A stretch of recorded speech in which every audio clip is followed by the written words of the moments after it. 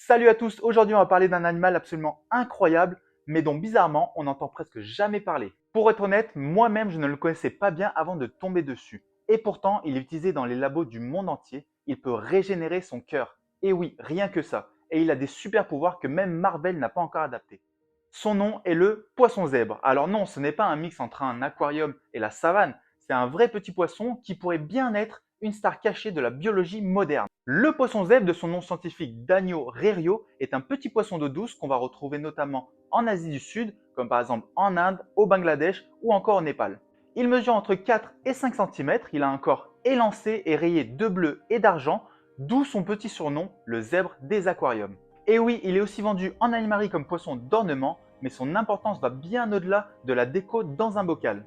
Le poisson zèbre est une véritable star de la recherche scientifique. En effet, il est un peu le cobaye des biologistes, sauf que ce n'est pas une souris. Dans un premier point, la transparence. Les embryons des poissons zèbres sont transparents. On peut donc littéralement voir à l'intérieur pendant son développement. C'est comme regarder un documentaire de National Geographic en direct, mais sous un microscope. Deuxième point, la reproduction express. Une femelle peut pondre jusqu'à 100 œufs par semaine, ce qui fait beaucoup de bébés poissons et surtout beaucoup de matériel pour les chercheurs. Troisième point, un cycle de vie rapide. En seulement 3 mois, le poisson zèbre passe de l'état de l'œuf à l'adulte, donc ce qui est hyper pratique pour pouvoir étudier des générations entières sans attendre des années. Quatrième point, ce poisson a une génétique proche de l'homme. Et là, accrochez-vous, environ 70% de ses gènes sont communs avec les nôtres. Ça veut dire que ce petit poisson est un excellent modèle pour comprendre nos propres maladies.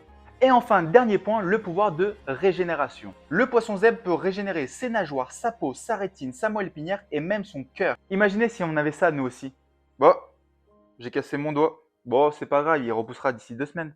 Mais alors, dans quel domaine il aide la science? Eh bien, dans la recherche sur le cancer, comme ces gènes ressemblent aux nôtres, on peut tester comment les tumeurs apparaissent et se développent. Il y a aussi les maladies génétiques. Les chercheurs modifient son ADN pour reproduire certaines maladies humaines et donc comprendre comment les traiter. Il est aussi utilisé en neurosciences. Comme son cerveau est simple mais efficace, on l'utilise pour étudier le sommeil, la mémoire ou même les comportements sociaux. Et enfin, ses super pouvoirs de guérison, la régénération et la médecine régénérative donnent de l'espoir pour réparer un jour nos propres organes. Même si le poisson zèbre est une star des laboratoires, on le retrouve aussi dans les aquariums du monde entier. Il est apprécié parce qu'il est robuste, vif et qu'il nage en groupe. Mais attention, comme tous les animaux, il a besoin de conditions adaptées, pas juste d'un petit bocal. Finalement, le poisson zèbre, c'est un peu le camarade de classe discret qu'on ne remarque pas, mais qui résout tous les problèmes de maths pour tout le monde. Alors voilà, derrière son look rayé tout simple, le poisson zèbre est en réalité l'un des héros les plus utiles de la science moderne. On pourrait presque dire que sans lui, on avancerait beaucoup plus lentement dans la recherche médicale. Donc la prochaine fois que vous verrez un aquarium avec un petit poisson rayé,